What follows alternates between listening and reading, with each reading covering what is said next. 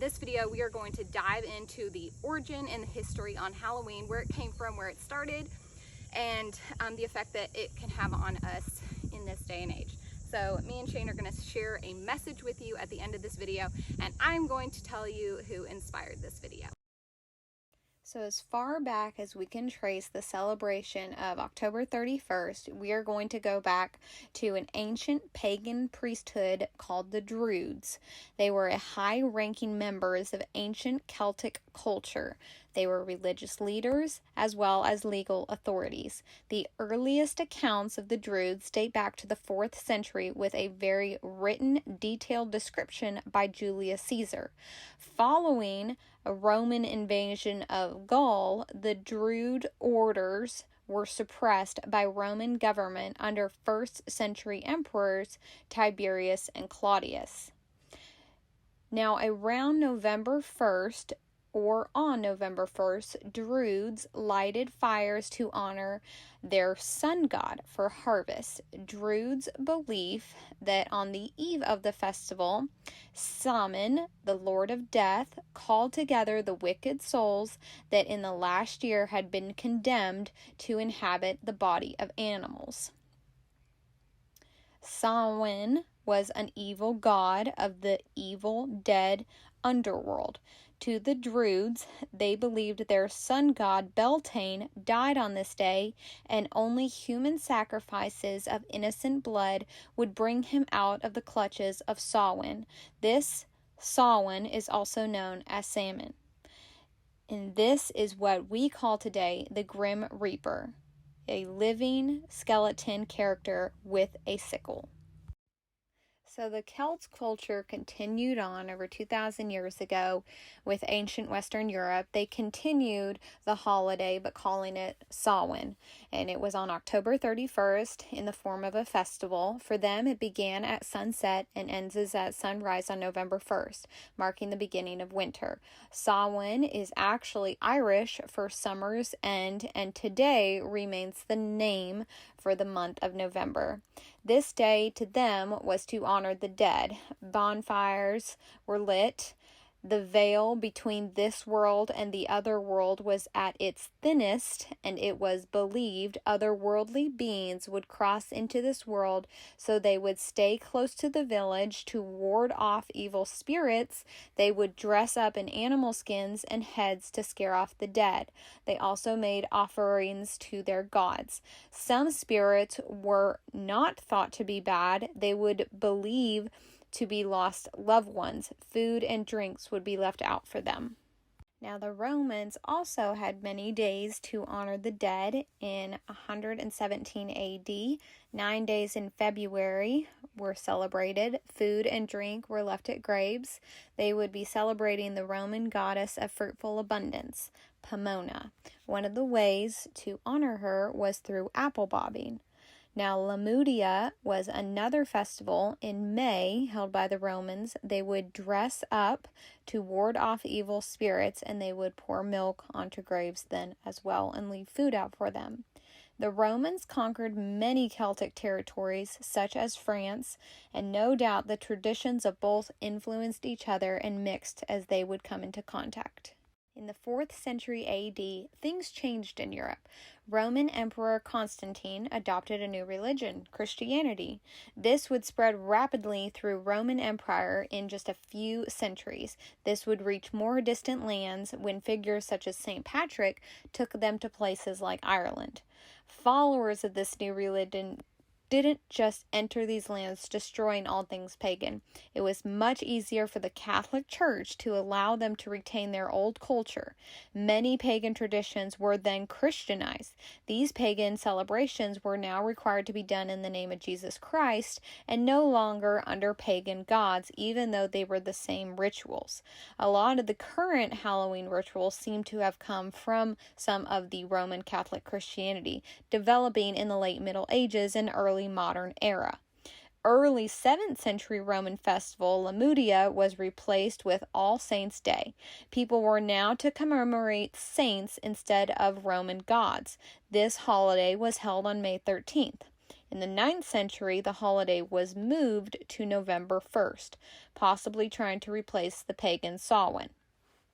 All Saints' Day was also known as All Hallows' Day, Hallows meaning Holy One. So October 31st became known as All Hallows' Eve. Much later in Scotland, it was shortened to Hallows Even, finally shortened to Halloween. Later, November 2nd was turned to All Souls' Day. They were now to commemorate not only the deceased saints, but all deceased Christians, with special attention given to the souls stuck in purgatory. In the late Middle Ages, many customs have developed by now in the Western and Central European countries. Bells were rung in mourning of the dead across cities. Churches displayed holy relics and encouraged parishioners to dress up in costumes of their favorite saints. Another tradition of dressing up on this day revolved around the Dance of Death. Some Christians believed the dead would rise to do this dance with them. They would dress up as people from all different backgrounds and all dance together. The concept of souling developed as well. As early as the 14th century, people, mainly children, would go door to door asking for soul cakes. The cakes typically had crosses on them and were made with spices. So in exchange for the cakes, the children would offer prayers for the souls stuck in purgatory. This was simultaneously encouraged for the Christian requirement of charity. They also believed that souls of the dead came down to earth on their journey from purgatory to heaven, so food and drink were left out for them, and dressing up also was a practice for the children to imitate the spirit of the lost soul and accept the food and drink on their behalf. This practice continued onto the 20th century and practiced in places like England, the Protestants, and the Catholics. Candles were another practice, and they were lit on this night to guide the spirits back to their families and to keep the demons of Satan back in the darkness. In the 16th century, interpretation on how to celebrate the All Hallows Tide began to vary as Christianity began to split into a large number of denominations following the Protestant Reformation. Many groups regarded the idea of purgatory as Catholic nonsense, while other Protestants held on to the beliefs. The Reformation caused dispute among Europeans. In 1605, a radical named Guy Fawkes attempted to blow up the English House of Lords in order to assassinate Protestant King James I in an attempt to bring England back to the Catholic Church. Guy Fawkes was later arrested on the 5th of November and executed. Ever since, the 5th of November has remained Guy Fawkes Day or Bonfire Night throughout much of England. The celebration continues today as a celebration of mocking Guy Fawkes' failure. In the 17th and 18th century, the Americas were colonized mainly by the Spanish, Portuguese, English, French, and Dutch. Christianity came with them. In many religions came the All Hallow Tide. In the 13 colonies of America, many different types of Christians could be found, but to the Puritans, All Hallows Eve was not to be celebrated whatsoever, along with other Roman Catholic church holidays like Christmas and Easter.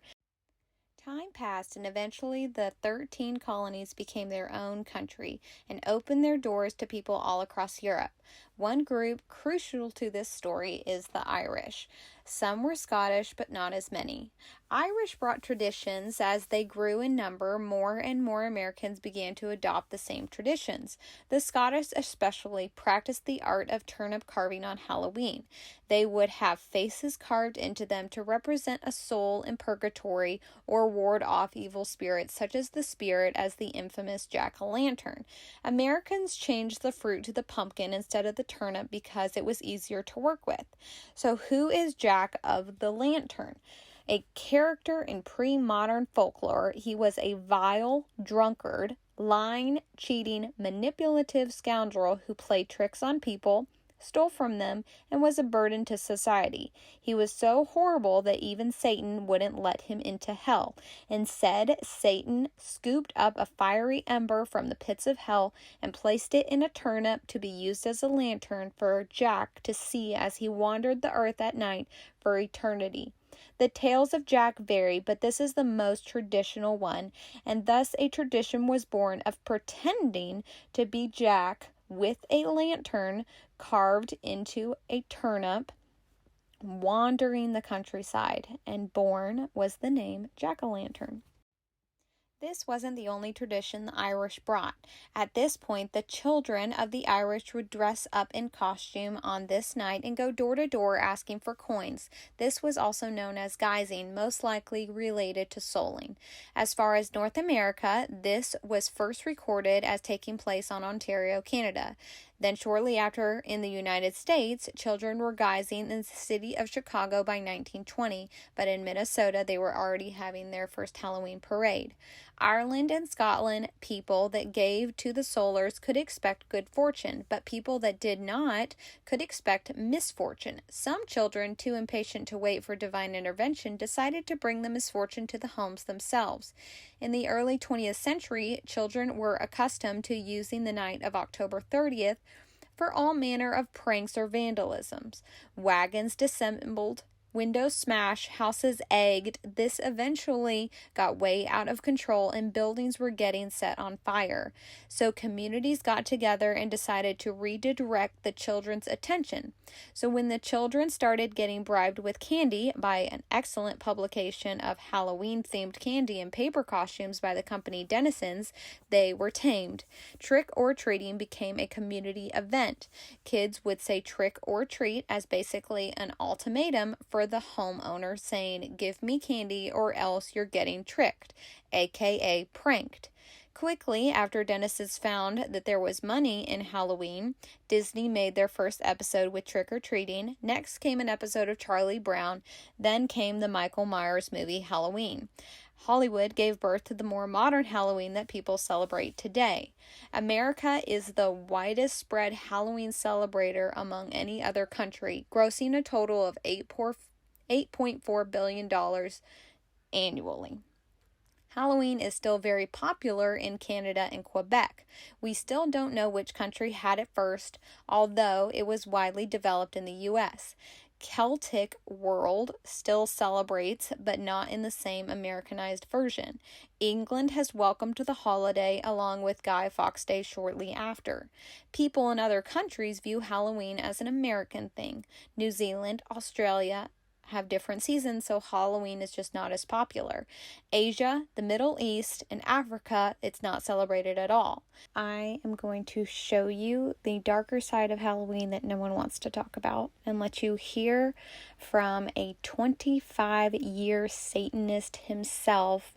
Thankfully, he got saved and he is now preaching the gospel on how much this day is important to satanic worshipers. Well, should Christians celebrate Halloween? Some believe it can be taken back like other holidays. But a former Satanist who is now a pastor says no, Christians should not celebrate it. I recently caught up with John Ramirez, and he had a strong warning for believers. Tell us a little bit about where you were in relation to Satanism and worshiping the devil. Well, at 25 years, 8 years old, little boy, 8 years old, demon church. Learn being trained by high-ranked devil worshipers, warlock, and spiritual witches, training me to know how to take over territory, demonic contract, different demon territory, demons, principalities, first, second heaven.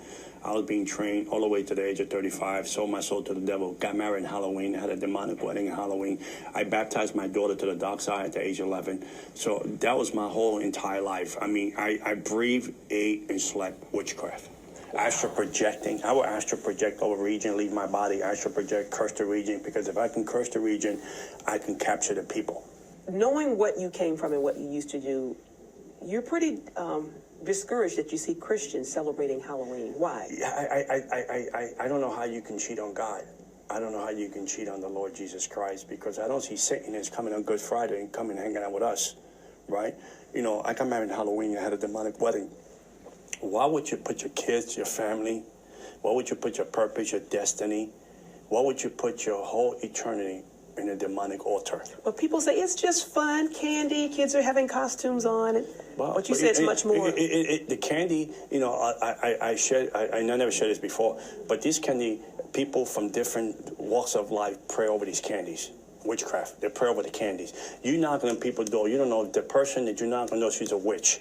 Okay, you don't know she's a witch, she's doing Wicca, she's practicing New Age, and you knock on her door and you coming in legal rights of this witch or this wall, or this person's practicing this stuff, giving you this kind of candy. Mm-hmm. Now you taking that stuff home, you put that stuff into your body. Mm-hmm. Amen? And on top of that, I'm Tom Levain said, out of his mouth, you know, he was the ruler of the Church of Satan, mm-hmm. right? Out of his mouth, he said, I want to thank every Christian parent for allowing their child to celebrate Halloween one time a year, the devil's holiday. And it took Adam and Eve to lose everything because of one mistake. It took Esau one circumstance to lose his birthrights. Yeah.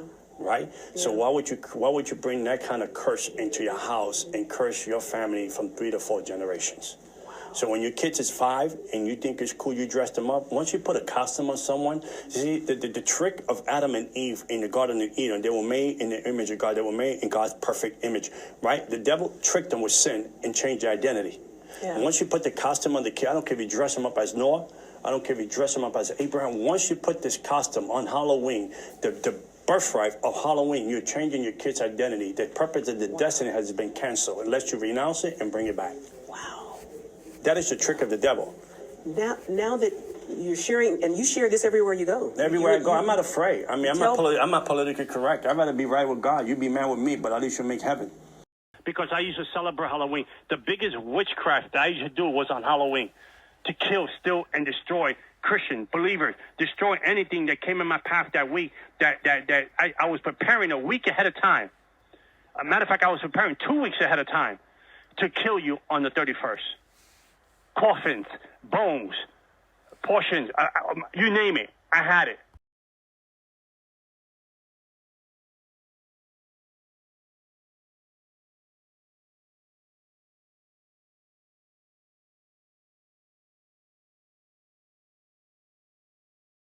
As a mother and a wife, and trying to kind of live by Proverbs 31, if you really look into that and what it says a virtuous woman and mother is, there's not a whole lot in regards to upbringing the children and what they should believe, or looking into doctrine, you know, finding the truth. It's more about just keeping the home together, a loving, caring home, keeping the children fed and warm and clothed, and you know, providing food and working with her hands. You know, I did not feel called at all to start looking into traditions and doctrine. I'm just trying to keep the home happy. But that is something that, you know, I feel like God put on Shane's heart to start looking into and start questioning things, digging into the Bible, and then bringing it to me and saying, hey, let's look into this together. We may need to change some things. I think that we've been led astray. And so together we are, you know, continuing every year to either stop doing certain traditions and implementing other amazing days of celebration that God talks about. This is the way to glorify me. And then just, you know, really digging into the biblical doctrine. And so it starts with him. That's when I can continue to look in it for myself. But it's very rewarding, and I think that that's a huge call on all men out there, that they need to start digging into this. They need to lead their home, and as pastors as well. So with that being said, you know, as an individual, first and foremost, I have to stand before God and answer for anything and everything that I've done in this short life. Then if I choose to find a wife and come under covenant between her and God, or with God, then I take on the responsibility and I say, you know what, I'm going to now stand before God and answer for the way that I led my household, the way I raised my children, and answer for the things that I let into my home, and answer for the things that I did not allow into my home. I want to stand before the creator of the universe, and not only do I want him to say, well done, good and faithful servant, but I want to know that I did everything in my power when that day comes.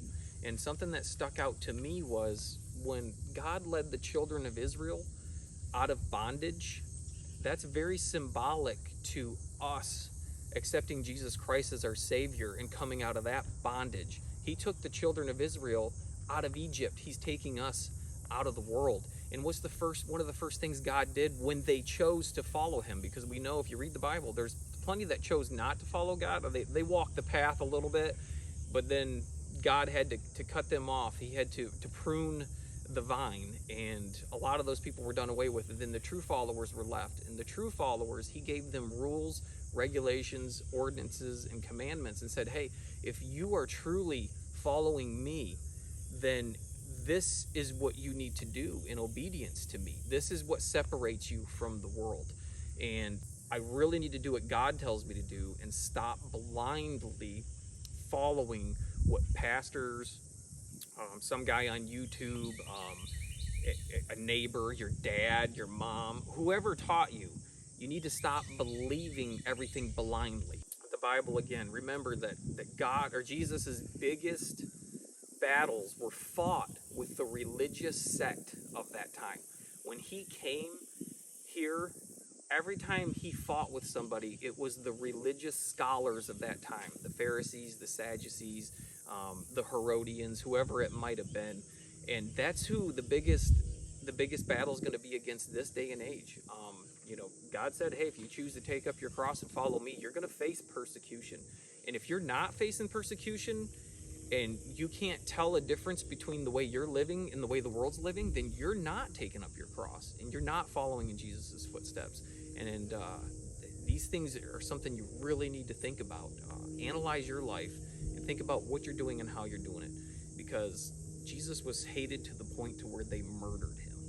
And I think that, Paul talks so much about idolatry in the New Testament, and it's just quite amazing how the Israelites, God had brought them through so much, and he put judges with them for quite a long time, and it's amazing how quickly they wanted to resort back to idolatry, even though he had done all this stuff for them.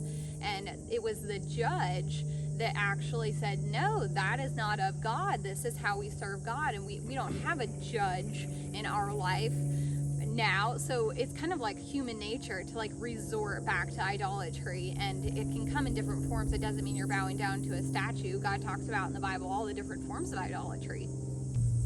With that being said, it's a matter of checking ourselves and making sure that whatever we're doing, it is bringing glory to the Lord, and we're not chasing after traditions of men and trying to just hang on to it so tightly because we have great memories tied into it. So I'm super thankful that my dad growing up we did not celebrate Halloween, so it wasn't something that I was super attached to.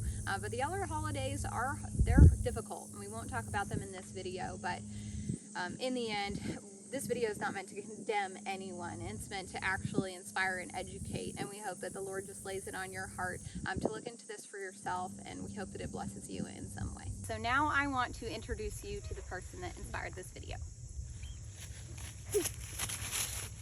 This is Liam. Hi. He has obviously brought Shane and I so much joy, and he just continues to stand up for his faith and his beliefs, and he tells every random stranger he meets that he doesn't celebrate Halloween, and he's proud of that, and he is so bold, and he inspires me to not care what people think about me, but to share this information with others, to be bold in my faith and my beliefs and stand strong. And his beliefs were obviously instilled into him by his parents, but he shares those beliefs, and he believes them so strongly because he loves and obeys us. And I think that is a mirror image of what we should be as adults. We should be bold in our faith and stand up for things and not care what anyone thinks about us, because we love and obey God. And also keep in mind, just because you are standing up for something, if you didn't do your due diligence and you may not be standing up for the right thing. Just like Saul, you know, he thought he was doing God's work. He was condemning Christians. He was hunting them down, putting them in prison. A lot of them were even being killed.